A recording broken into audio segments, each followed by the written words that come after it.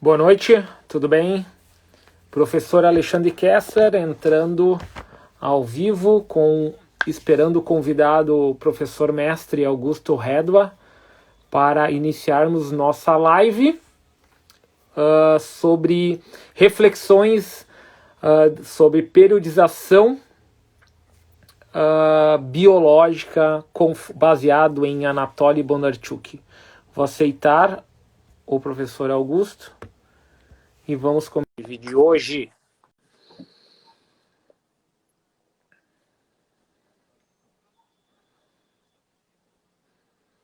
Fala, monstro! Fala. Então, tudo certo? Como é que tá teu áudio? Boa noite, professor André. Tudo certo? Então, deixa eu só dar uns recados aqui para todo mundo, né? Eu vou salvar, como sempre, a live, né? E vou postar no feed do Instagram e no IGTV. Caso ela caia por causa da minha conexão ou da tua, né? Pode oscilar, às vezes dá uma trancada, a gente sai e retorna imediatamente e aí eu continuo gravando, ok? A dinâmica vai ser o seguinte, ó, eu vou ficar monitorando as perguntas, tá? São muitas, e nós vamos refletir um pouquinho sobre periodização biológica funcional, conforme Anatoly Bondarchuk, e o Augusto vai ser o maior contribuidor, vai ter a maior parte de reflexão e discussão do tema, até porque a gente eu estou recebendo muitas perguntas inbox em relação a entendimento da aplicação em relação a atletas, a performance e a relação em relação aos sistemas dinâmicos complexos. Isso a gente vai comentar um pouquinho. E no final, do meio para o final, nós vamos falar da segunda turma da mentoria online com Anatoly Bondarchuk, que começa em novembro, e também do nosso primeiro curso presencial, que nós vamos ter em setembro, 3 dias teórico-prático em Porto Alegre. Ok? Augusto, contigo aí, o que tu acha da gente começar a falar um pouquinho das origens do treinamento chamado treinamento funcional biológico? Começa aí. Boa noite, Alex. Bem, primeiramente, e como sempre, já falou bastante. E esse é um assunto que é, ao mesmo tempo, muito antigo, mas também é novo, né? Novo para a realidade que estamos vivendo dos esportes de alto rendimento. Augusto, aumenta um pouco o teu áudio do celular aí. Aumenta, tá um pouquinho baixo o teu áudio. E agora? Tá Agora ouvindo? tá top. Tá perfeito. Agora sim. Pode Feito. meter bala. Vai lá. Então, sempre quando a gente fala sobre o treinamento biológico, essa parte de preparação biológica, na verdade, na Rússia, eles têm utilizado muito o termo integrado na hepatogatúfica, que significa preparação integrada. Toda essa origem, ela veio de um russo chamado Peter Anokhin, com a sua teoria, a teoria dos sistemas funcionais, né? Pode ser que daí veio o treino funcional, isso eu já não sei falar, porque as pessoas elas modificam as coisas assim de uma forma totalmente errônea. E o que seria essa teoria dos sistemas funcionais, resumindo? Peter Anokhin, em 1935, ele já contribuía e alegava que qualquer ato motor do ser humano ele acontece de forma integrada. Em nenhum momento você vai ter uma manifestação de força 100%, por exemplo, em um ato motor você nunca vai ter um ato de velocidade 100%. Sempre vai acontecer de forma integrada. Em partes vai ter a determinância de tal sistema, em partes vai ter uma diminuição de tal sistema. Em cada ato motor, né, como a NOC, ele preconizava em todo esse ato motor que eu falo, pessoal, é simplesmente um gesto que você vira na cabeça, uma rotação, tocar um piano, tudo envolvendo o esporte e ato que se diz fato ao corpo humano, ao organismo que ele preconizava. E em todo ato motor, a NOC, ele sempre preconizava que existia de início a síntese aferente em hierarquia, a tomada de decisão, a formação do receptor, a síntese eferente, uma ação internacional e, por fim, o estágio da sanção de um ato motor. Só que, em 1935, esse raciocínio de Anok estava muito, muito à frente e alguns muitos cientistas da época não conseguiam acompanhar. E também cientistas da época do leste europeu, da antiga União Soviética, eles não assim compreendiam o que a NOC naquela época ele estava querendo dizer. Com esse ato motor, em cada ato motor tem um sistema funcional, que todo um sistema funcional ele tem a sua propriedade de especificidade estrutural e funcional. E dentro dessa especificidade, relativamente variável, pode se variar. Então, qualquer sistema funcional de complexidade, ele pode ser formado em mecanismos fisiológicos pré-existentes, igual subsistemas motores, né? Aí você vem e pega a visão do Frambosch, de atratores. Sistema funcional igual a trator. Então, a base também de Frambosch é do Anok. A base da teoria do Bondarchuk é do Anok. O Bondarchuk sempre fala, tudo está na nossa cabeça. Então, todo o sistema nervoso central tem uma contribuição enorme na preparação do atleta, principalmente na preparação do atleta de alto rendimento. E o pré-requisito para a formação completa de qualquer sistema funcional é a constância ou a periodicidade da ação no organismo de um complexo padrão imutável com as influências dos fatores ambientais, né?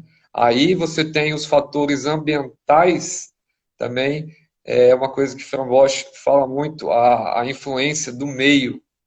Por exemplo, nós vemos no alto rendimento muitos testes que não vão com a caracterização do meio que o ser humano, que aquele organismo está inserido. Agora eu vou dar um exemplo prático. Você faz um teste isocinético de jogador de futebol, mas no momento da partida, a força que ele precisa não é aquela que está sendo demonstrada naquele teste isocinético. É um outro estilo de força.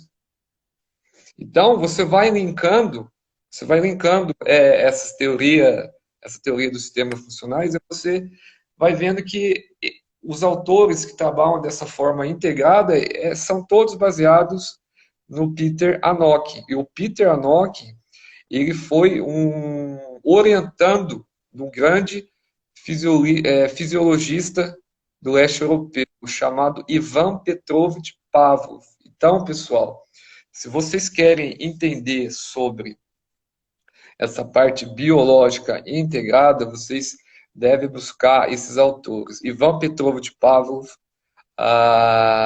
Peter Anok, Latache, deixa eu ver quem mais. Agora, da era moderna, o Bondarchuk, o Vorobiev, o Fran Bosch. Então, esses autores, eles vão estar nessa linha de raciocínio. Augusto, Oi. fala. Pode E, continuar.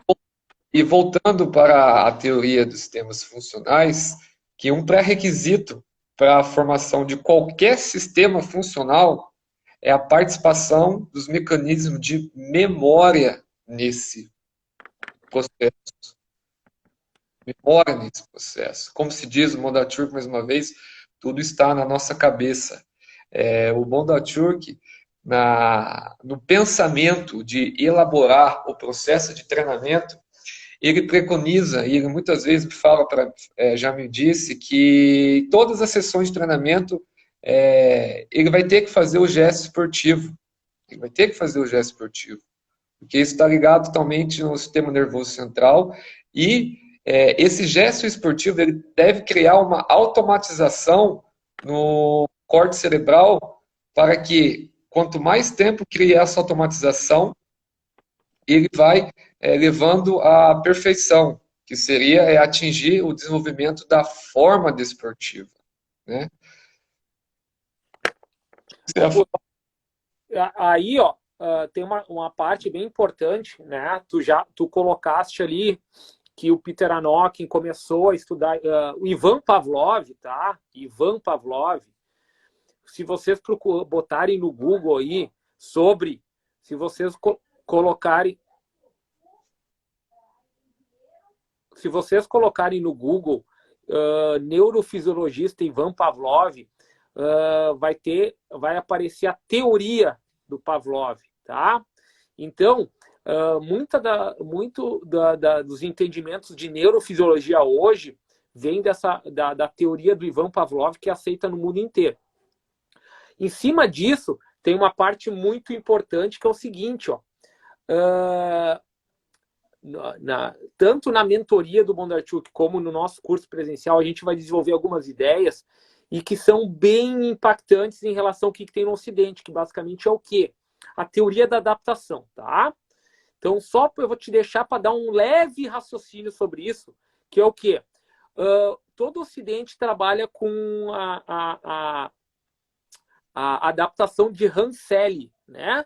E quando a gente vai atrás um pouquinho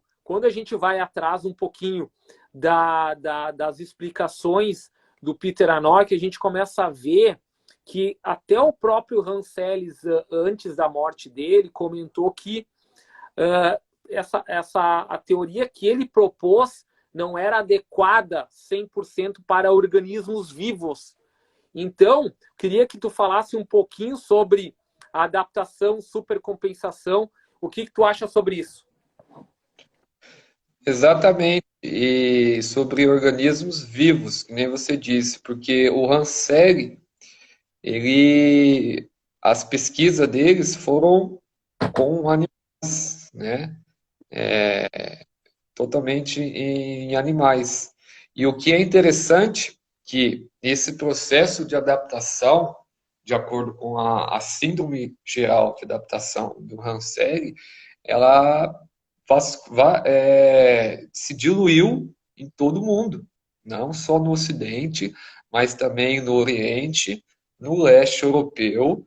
Era grande parte dos autores eram baseados na síndrome de adaptação geral do Ranselli. E um fato interessante é que o Ranselli ele fez essa contribuição da síndrome geral da adaptação em 1936 e o Anokhin ele publicou a teoria dos sistemas funcionais em 1935. Então, naquela época, nós já tínhamos a persuasão da ciência mundial. O que é isso? É o que, quando você tem um cientista que ele quer publicar muitas coisas, né? Se familiarizar com o que tudo está acontecendo, e um outro que tem um pensamento muito mais profundo, né? Que hoje o treinamento de alto rendimento, ele tem, em todas as modalidades esportivas, ele deve se basear na teoria dos sistemas funcionais, né? Por quê? Porque quanto mais você trabalha de forma integrada, você tem um rápido desenvolvimento de todas as manifestações no organismo do ser humano. Quanto mais dividido você vai, quanto mais você vai dividindo o processo do seu treinamento em um mês eu faço isso, no outro mês eu faço aquilo, é difícil de você juntar isso. É difícil de você gerar uma transferência, é difícil você adaptar isso. Então, o Bondarchuk, ele sempre fala, a elaboração do processo de treinamento eu faço de acordo com a adaptação que eu vou gerar para eu atingir o desenvolvimento da forma desportiva, né?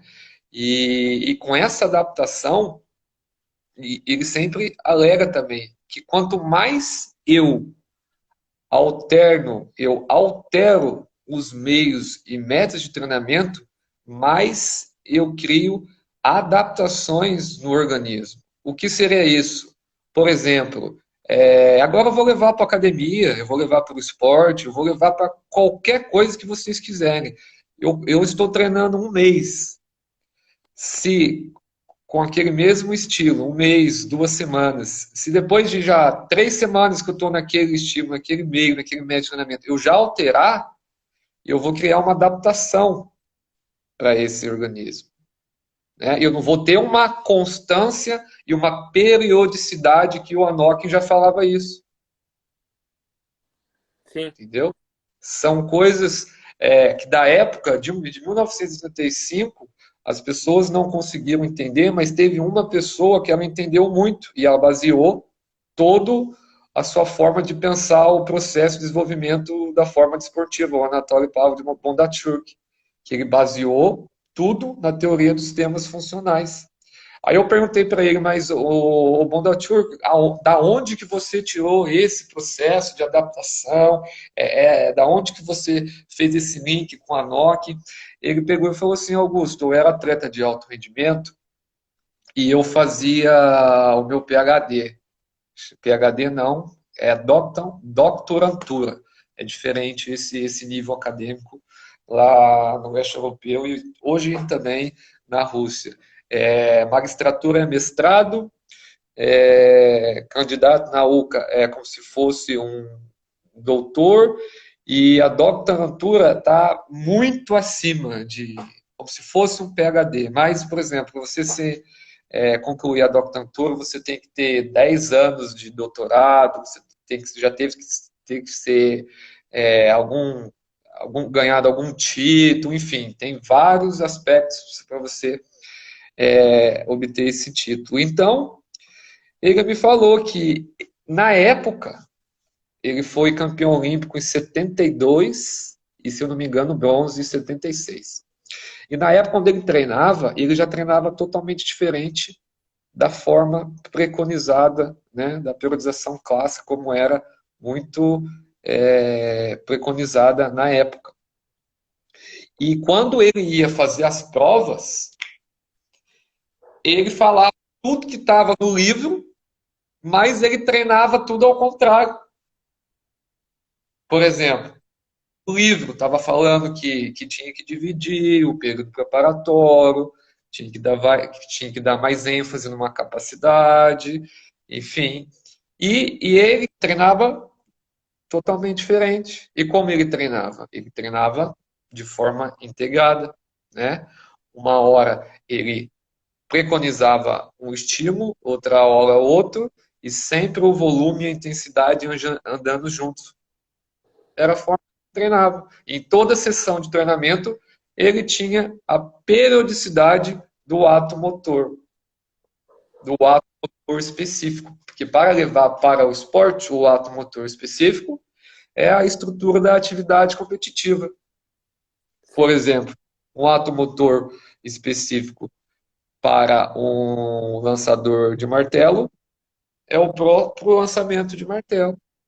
Aí é que tá, mas aí se o lançador de martelo lança, né, o peso normal, que é de 7,257 kg, e quando ele lança um peso de 10 quilos, é a mesma estrutura? É o mesmo ato motor específico? Não, já é totalmente diferente, né?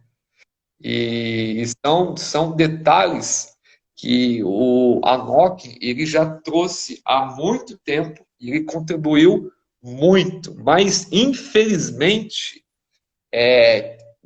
tem mínimos materiais do Anok. Eu consegui achar 3 ou 2 artigos do Anok em inglês, porém tem um livro legal aí, viu, Alexandre, chamado Princípios Modernos da Preparação de Atletas de Alto Rendimento, da editora Luar, que fala bastante sobre isso, viu? Fala bastante. É um dos nossos aí. Isso, o livro do professor Augusto acabou de ser lançado, deve estar 2 semanas, né? Já temos divulgado nas nossas redes sociais, e vários profissionais que já fizeram cursos e amigos e colegas estão adquirindo, né? Nós já vamos comentar também um pouco disso. Queria falar outra coisa muito interessante, e o professor falou aqui, ó, o professor Rodrigo, da Kinético Funcional. Alexandre Dúria utilizou os estudos de Anok aplicando no sistema nervoso. Ó, que interessante. Tá? Que eu queria comentar que deixa eu só anotar aqui, sistema nervoso central, tá? Então, Augusto, olha só que interessante. Tu fez mestrado na Universidade Estatal de Moscou. Eu fui 2 vezes fazer cursos de aperfeiçoamentos de 2 a 3 semanas. Irei novamente ou no começo do ano que vem, porque foi adiado por causa da pandemia. E temos vários colegas, nossos amigos, que fizeram mestrado e doutorado na mesma universidade. Então, muitas vezes, tipo assim, ó, eu e tu também, com certeza, leu todos os materiais, todos, não vamos dizer exatamente todos, mas muito material clássico do Matveev, né? Lemos também muito material de adaptação do Felix Mirson, né? Até a gente estava comentando que foi um cara que também teve uma ideia muito biológica, e que também o próprio Peter Anok e o Bondarchuk comentam um pouco dele. E depois a gente estudou muito toda a periodização contemporânea, que adaptou em bloco, em modelos mais específicos para os calendários a partir da década de 80. Daí Vergoshansky, Platonov, Zatsiorski, Selyuyanov, e entre outros, tá? Por que eu estou falando isso? Porque muitas vezes, quando a gente comenta sobre o modelo, né, de periodização integrada, biológica, funcional, e isso é o tema da nosso curso presencial, né? Também é abordado na mentoria do Bondarchuk. O pessoal fica assim enlouquecido, porque parece que a gente não conhece o resto, entendeu? Pelo contrário, tu passou 3 anos no mestrado, e eu quero que tu até comenta um pouco como tu chegou no material do Bondarchuk, e faz um paralelo. Parece que a gente rasgou tudo, né? E diz, isso aqui que existiu, que fez campeão e que foi por muitos anos utilizado, não serviu para nada. Pelo contrário, a gente tenta entender que é um processo que vai sendo renovado e que a gente precisa evoluir o raciocínio para continuar dando performance para os atletas. Queria que tu comentasse um pouco sobre essa parte dos seus estudos no mestrado, e como tu vê que muita gente não tem o conhecimento, e porque tem muito material que está em russo ainda. Então, não leu um livro, uma pesquisa, e já traça conclusões precipitadas. Queria que tu comentasse um pouco sobre isso. Sim, como você falou, de todos esses autores aí, que eu já li muito, você também leu, é, todos contribuíram, todos contribuíram, de, né, com êxito. O Matveev contribuiu demais, o Verkhoshansky contribuiu demais, o Zatsiorski contribuiu demais. Porém, a ciência evolui, né? A ciência evolui, o quadro esportivo mundial que nós tínhamos na década de 80 para o quadro esportivo que nós temos hoje, nos dias atuais, é totalmente diferente. Totalmente. Totalmente. E o fato é interessante que no mestrado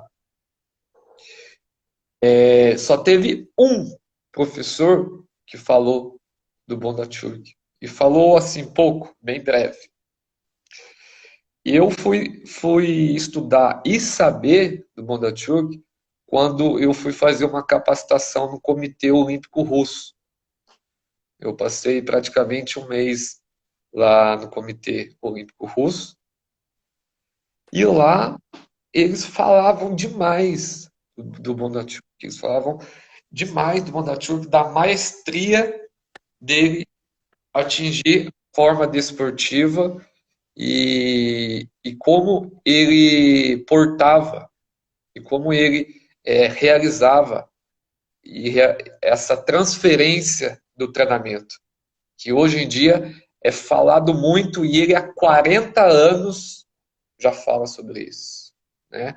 Para quem não sabe, o Bondarchuk ele tem 81, 80 anos, já foi campeão olímpico e todas as Olimpíadas eu fico assistindo o lançamento de martelo agora, porque é uma modalidade que eu acho fantástica. É muito difícil se realizar um lançamento de martelo. E eu fico analisando os resultados. Eu fico pensando, como é que pode, em 1986, um atleta lançou 86 metros e eu acho que 74 centímetros e ninguém ainda consegue lançar essa marca, né? Nessa Olimpíada agora, o polonês que ganhou, se eu não me engano, ele fez 79 metros, uma coisa assim. Tu vê, né? Foi Ficou mais, foi isso. mais, foi 80, 81, alguma coisa. Então, foi 80, 81. O recorde olímpico era 82, de um outro russo. E o recorde mundial 86, quase 87. Então, tá bem É, longe ainda, né? sim, então, isso me chamou muita atenção no Comitê Olímpico Russo e eu comecei a estudar a ele mais, aprofundei mais estudos nesse autor. Não é que os outros eu já não tinha estudado, não tinha visto, mas é que nem ele mesmo fala. Ele cita muito o Verkhoshansky, mas ele cita muito o Verkhoshansky falando sobre os meios, né? Os meios, né? De como a forma de realizar os meios, não como a forma de pensar no processo de treinamento, do desenvolvimento da forma desportiva. Porque o Verkhoshansky, ele divide em blocos e o Bondarchuk, ele pensa no processo de treinamento de forma integrada, né, de forma junta. Mas ele cita muito o Verkhoshansky sobre os meios, que ele fala que foi o maior autor que contribuiu nos meios para força e velocidade, que é chamado de russo, que para a gente aqui é potência em todas as modalidades esportivas. Com certeza. Entendeu? Até porque uma das.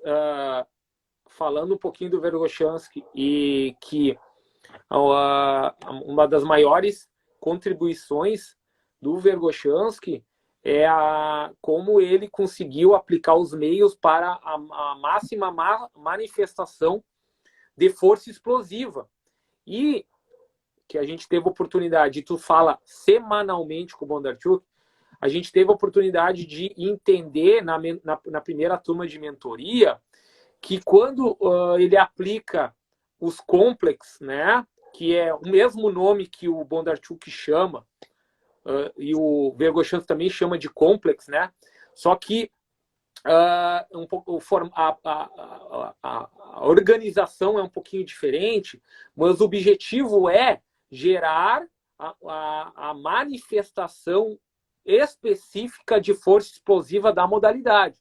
Então, o Vergochansky tem uma abordagem, né, neural e explosiva, né, enquanto o Bondarchuk já visualiza isso também com componente de ativação neural e depois um ato motor específico, um ato motor comportamental, que usa o mesmo nome de complexo, mas a forma que é organizada é um pouquinho diferente. Então, com certeza, o Vergochansky, a maior contribuição que vários outros colegas que estudaram na Rússia já comentaram comigo do Vergochansky é esse meio de manifestação de força explosiva e que é um dos pilares do Bondarchuk também.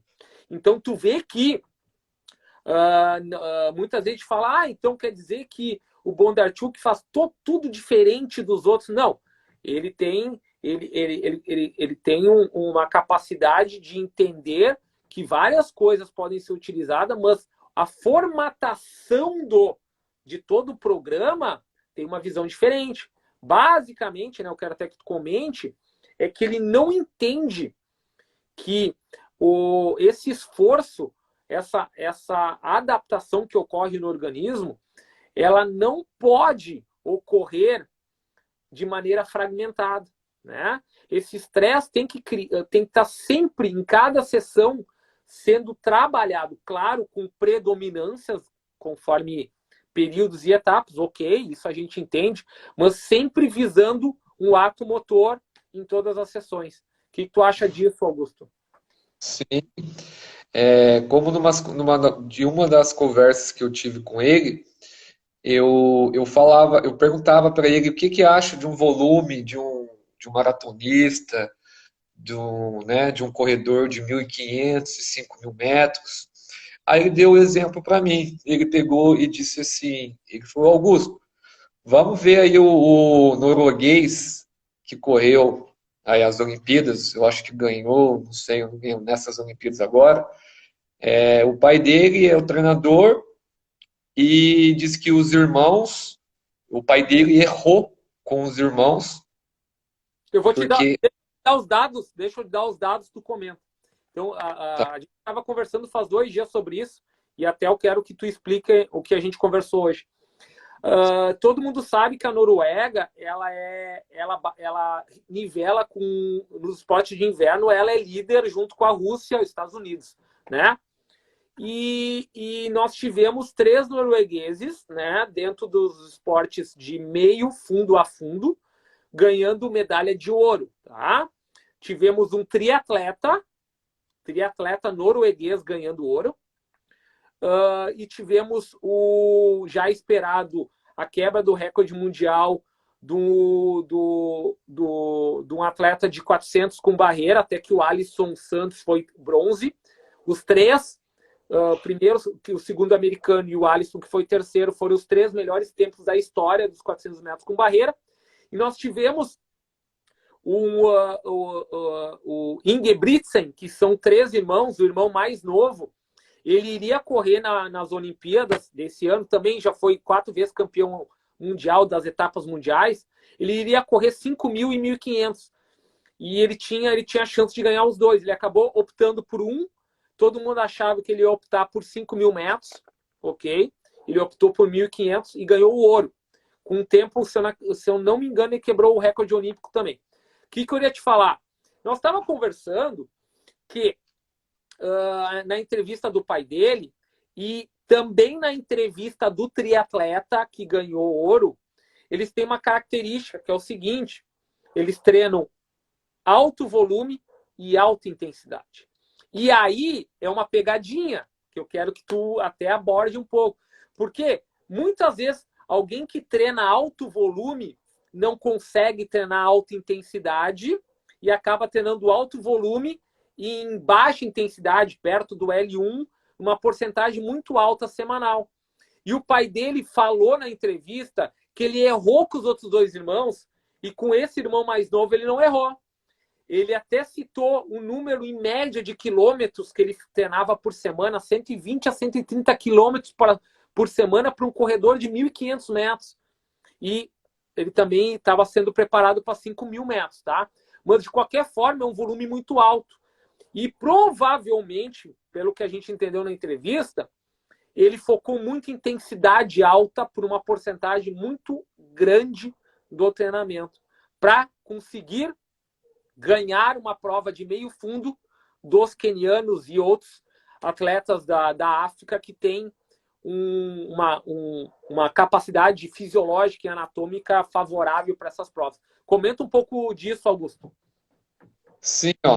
O primeiro fato importante que a gente deve analisar é que o pai dele já afirmou que sempre treinava com altos volumes com os outros filhos e com ele não quis errar, né? Então, é o que o Anok fala, é que o Bondarchuk fala, não existe uma receita de bolo, não existe um volume ideal, existe um volume ideal para aquela pessoa, para aquele organismo que já vem com adaptações para aquele ato motor específico, para aquela modalidade. E se esse atleta ele roda 130 quilômetros por semana para correr a prova de 1.500, ele já antigamente, em toda a sua história de atleta, ele já treinava com volume alto. Isso aí eu presenciei no Quênia. Eu passei um mês no Quênia e lá conversando, o volume lá dos maratonistas, veio a maratonista, era em torno de 280 até 300 quilômetros por semana. Mas só que ninguém sabe que a adaptação do queniano já está desde os 7, 8 anos de idade, eles já estão indo correndo 10K todo dia, indo e voltando da escola.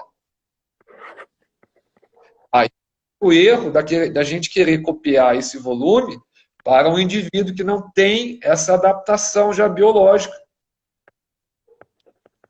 Entendeu?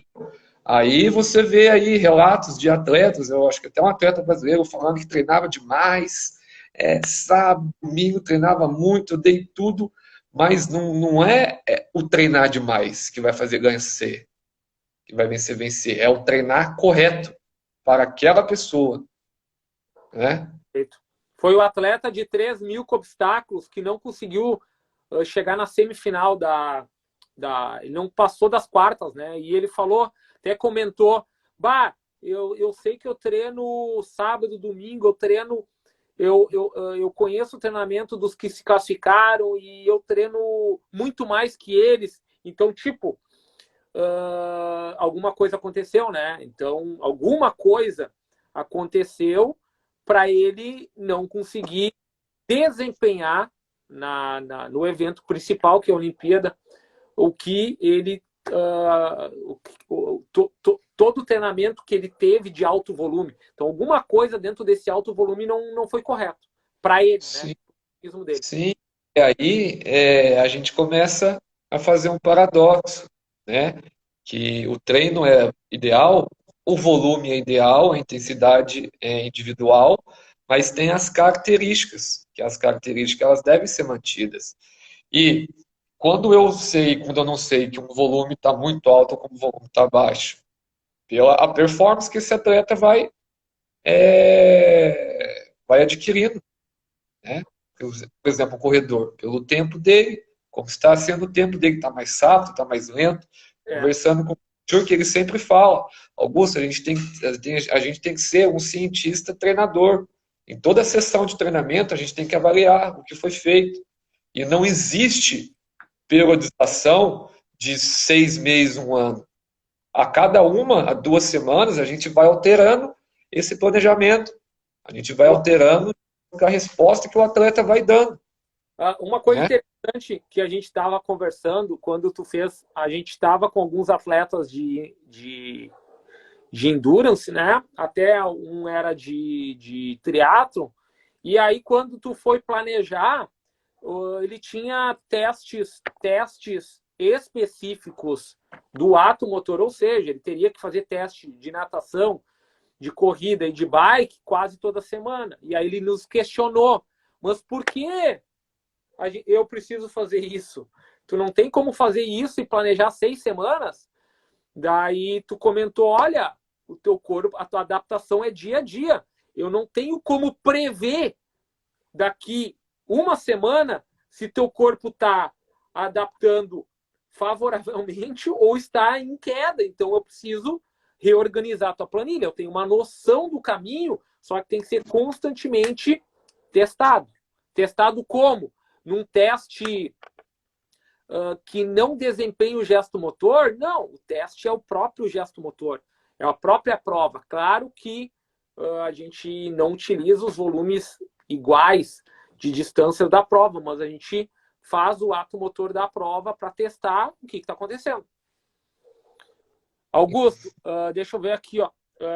O Caio Santos, que estuda sistemas dinâmicos com o professor Macena, provavelmente, perguntou: existem escalas maiores de análise no caso dessas comparações? As restrições socioculturais, no caso dos quenianos, influencia bastante, além de outros fatores. Comenta um pouco sobre os quenianos lá, o que dentro desse um mês que tu teve lá, tu visualizou, porque tu teve conversas pessoais com eles em relação à estrutura, alimentação, treinamento, e eu me lembro que tu comentou que várias coisas simples que eles faziam davam certo. Sim. Uma das coisas que de início eu assustei foi esse volume muito, muito alto, mas depois, perguntando e conversando, eu entendi essa relação sociocultural, porque não tem transporte, não tem rede de esgoto, entendeu? Então são bem carentes, a criança ela vai correndo para a escola, ela volta. Geneticamente também, de acordo com o passar dos anos, eles foram tendo essas adaptações genéticas que favorecem também. Mas o que eu achei assim um fato que me marcou foram dois atletas da seleção dos Estados Unidos que são quenianos. É o Paul Chelimo e o outro, eu acho que é do 3.000 metros. Esqueci o nome dele, mas é um queniano também que estava lá. Aí me chamou a atenção e ele ficava também lá no alojamento. Eu pensei assim, mas pô, você não teria que estar nos Estados Unidos, você não corre pelos Estados Unidos, você é um cidadão americano agora. Aí ele pegou e falou assim: é daqui que eu vim e sempre eu venho treinar aqui porque eu tenho que sofrer. Eu tenho que sofrer, eu tenho que ficar concentrado, aí é que eu dou o meu máximo. Então, O ambiente, hein? O o ambiente. ambiente, o ambiente, o ambiente, né? A concentração. E uma outra coisa que eu vi também numa prova lá, é a cidade inteira foi ver a prova. Parecia final de Copa do Mundo. Lotado, uma simples prova lá de cross training, cross training. É. Isso. Assim, muita, mas muita gente, que é o fator cultural, que é ou você vira um corredor, ou você não tem nenhuma perspectiva de vida, né? Que nem antigamente era aqui, né? No Brasil também a gente faz um leve paradoxo com o futebol, mas não tem nem comparação a relação que eles têm com a corrida, que é a única coisa que pode salvar eles, que pode deixar eles se tornar um cidadão com um poder maior aquisitivo. Perfeito. Eu queria só fazer uma relação rápida até. Estava aí o professor Rodrigo, da Kinética Funcional, o professor Macena, que com maestria, é um dos principais estudiosos dos sistemas dinâmicos complexos, né? Também participou da nossa mentoria da primeira turma com o Anatoly Bondarchuk e é nosso amigo. Eu já fiz cursos com ele, o Augusto também já participou da certificação, trocamos várias ideias. E para deixar bem claro que o próprio, em relação ao sistema dinâmico complexo, em relação à teoria ecológica do Gibsoniana, em relação a um dos principais estudiosos da teoria do sistema dinâmico complexo, o Scott Kelso, só citando alguns nomes. O sistema dinâmico complexo, ele tem um modelo de aplicação prática que não vou dizer que é uma cópia, é uma adaptação. Então, não tem nenhum problema disso. E o próprio Franz Bosch cita que a raiz da aplicação das fases de periodização que ele utiliza é baseado em cima do modelo da Anatoly Bondarchuk. Então, se a gente botar lado a lado as etapas e as fases de preparação, elas são idênticas. Por quê? Porque a ideia é a mesma, né? A gente parte de uma adaptação geral, orgânica, tendínea, passa por uma escala do músculo, né? Que seria uma escala já voltada ao ato motor, e aí vai para a especificidade do gesto motor até chegar ao próprio gesto motor. Então, isso a gente aborda com bastante calma, tanto na mentoria como no curso presencial. E eu queria que tu falasse, isso me chamou muita atenção, e até quando o professor Macena faz um post, a gente sabe que dá bastante discussão e divergência com o pessoal um pouquinho mais que usa a abordagem reducionista, um pouco tradicional, em que até num dos momentos tu comentaste que a galera não entende que um gesto motor específico é diferente da transferência que isso pode causar positivamente, negativamente ou de maneira neutra. Então, isso é uma lacuna que eu vi muito nos comentários. A galera acha que especificidade do gesto motor, que já é algo que a gente pode considerar que contribui numa etapa geral, é a mesma coisa que transferência de treinamento. Não é a mesma coisa. Queria que tu só desse uma pitadinha disso que a gente vai aprofundar nos nossos cursos. Ó, eu só vou dar um exemplo básico. Vai lá. Quando você faz o lançamento de martelo com peso de 10 quilos, você não cria uma transferência para o lançamento de martelo com 7 quilos. Perfeito. E a gente está fazendo o mesmo movimento que a gente pode falar que o movimento é específico. Eu estou com um peso de 7 e um peso de 10. Então, aí começa a galera a visualizar, tá, mas daqui a pouco eu tenho um gesto motor, mas eu estou com uma carga muito mais pesada, o meu movimento acaba sendo... Então, a gente tem um alvo para atingir. Esse alvo é o lançar um martelo com 7 quilos.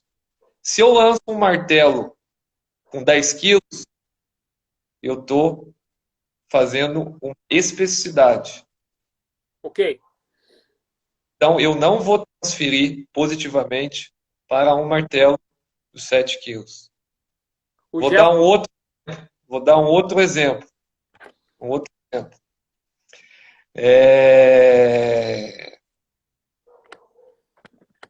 Vendo supino. No supino, não. No judô. Se eu faço um jerk no exercício para o judô, para um golpe, qualquer golpe no judô, qualquer golpe no judô, eu não vou gerar transferência. Por quê?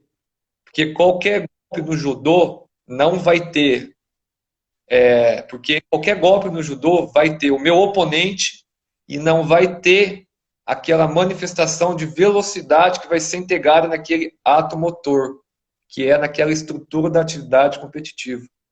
Então, o pessoal tem que entender que especificidade ela pode contribuir, como não, mas ela não gera transferência. É muito complexo a transferência. Por isso que o Bondarchuk ele fala com muita maestria que a transferência ela pode ser positiva, negativa e também neutra. Vou dar um exemplo da negativa e neutra que ele me passou. Tem um lançador que queria treinar com um martelo menor, mais curto e mais pesado e se tornou campeão mundial na década de 80. Depois ele demorou um ano para começar a atingir os resultados com um martelo normal das competições que de 7 quilos e 257 gramas. Entendeu? É complexo. As pessoas têm que começar a ficar vendo esses artiguinhos de salto que dá referência de salto, porque o velocista é o hip thrust para o velocista. Isso aí não serve para nada. Isso aí não vai gerar transferência. Isso aí pode contribuir no processo à frente do desenvolvimento para atingir a forma desportiva, mas não gera. E isso aqui não é só o Augusto que fala, é o Bondarchuk. É um cara que está estudando há 40 anos falando isso, e hoje a gente tem a oportunidade de ver, de estudar com ele, né, na mentoria. Os exemplos que ele dá é fantástico. Dá um Google aí e procurem Anatoly Pavlov de Bondarchuk, vai ver a quantidade de campeões que ele já fez, olímpicos e mundiais.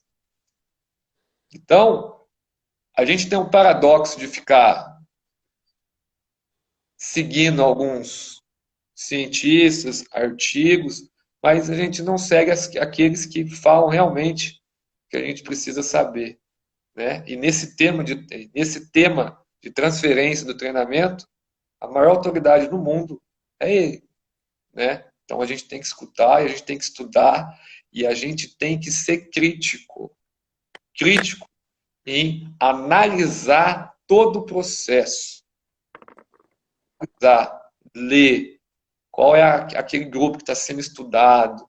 Quando eu pego um artigo e vejo que está falando que hip thrust gera transferência para um velocista, aí eu vejo que o mundo está acabando. Apocalipse.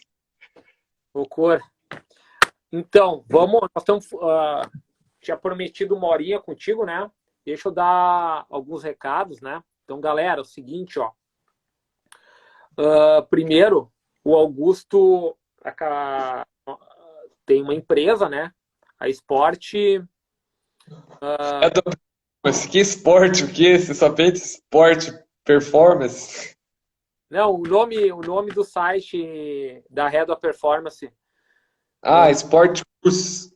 Isso, tá? Tem a Redua Performance com a Sport Course.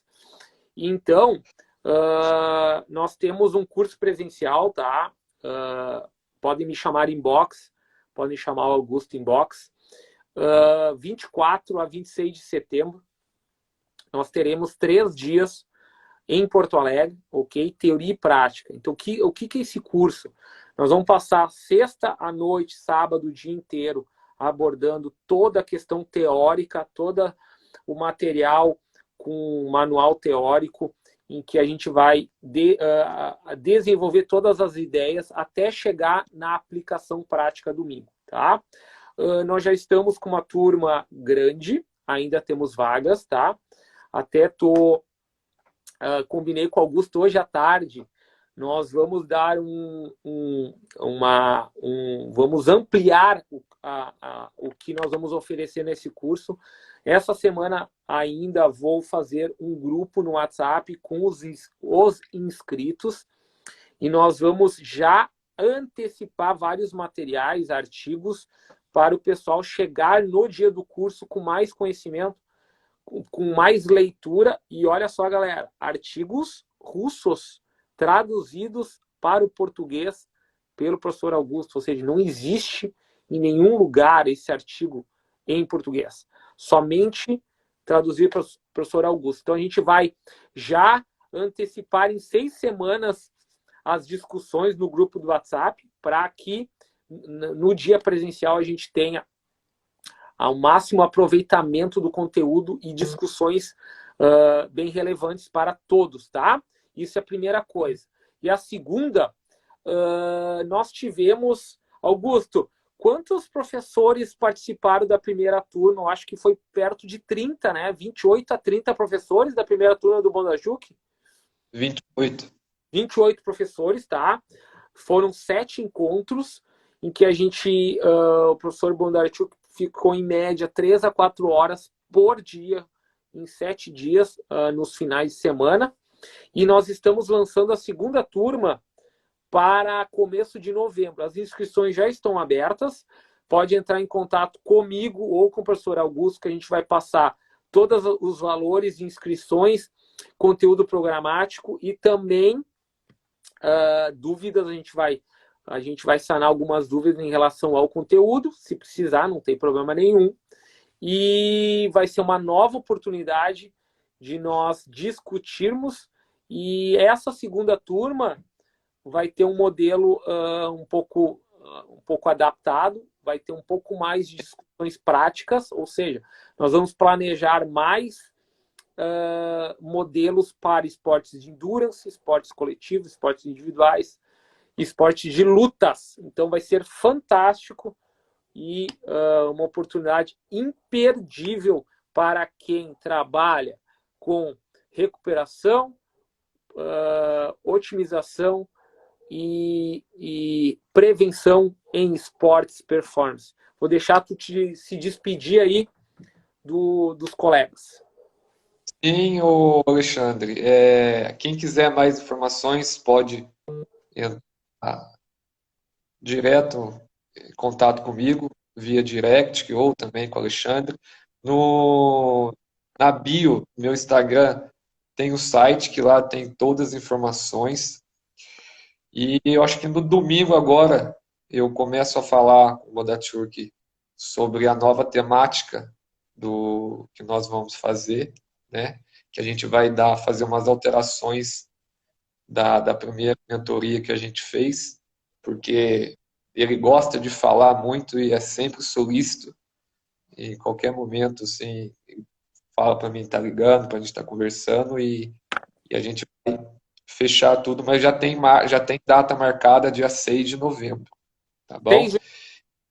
6 de novembro, isso, início 6 de novembro. E também quero deixar o convite aí para quem quiser saber mais sobre a concepção do Bondarchuk, sobre a teoria dos sistemas funcionais de Anokhin, sobre o trabalho do Sergei Pavlov também, que o Sergei Pavlov, ele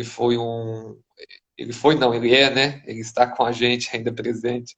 Ele é um médico esportivo que já trabalhou muitos anos com o Bondarchuk. Todo esse pessoal e mais vários, como Yakovlev, Vorobiev, Abisdaev, a gente deu uma enxugada e a gente trouxe um livro chamado Princípios Modernos da Preparação de Atletas de Alto Rendimento, com a editora Juruá. Então, quem quiser estar adquirindo esse livro, estamos às ordens, também no site da editora está disponível. E muito obrigado aí pela presença de vocês. E essa foi a parte 1. Tem outras, hein? Tem outras. Mas como nós vamos a cada mês fazendo algumas lives, vamos discutindo alguns temas que a gente acha relevante, porque o objetivo é transmitir o conhecimento para o máximo de profissionais da área possíveis, e até porque o professor Augusto está com Esses dias ele me mostrou quantos artigos e materiais em russo ele adquiriu e está traduzindo. Então, é conhecimento que só nós teremos em primeira mão sobre essa metodologia de aplicação de treinamento em alta performance.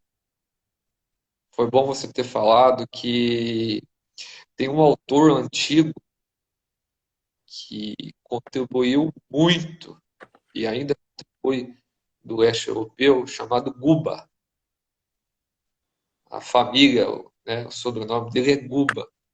E o Guba, ele vem fazendo muitas publicações com o assunto de preparação integrada. E olha para você ver, é um cientista da década de 80, 90 e já está nesse processo de evolução, contribuindo agora sobre esse tema de preparação integrada, que nada mais é a base da teoria dos sistemas funcionais biológicos do Peter Hanok. Feito, professor. Abraço. Então, Abraço. fica o convite a todos. Qualquer dúvida, me chama em inbox, chama o professor Augusto, chama o professor Marcelo Piva em inbox e nós vamos passar informações necessárias dos nossos cursos e nossas mentorias. Valeu? Valeu, professor. Falou, Alexandre. Valeu. Um abraço, monstro. Até a próxima. Valeu. Abraço. Não, hein? Falou. Valeu.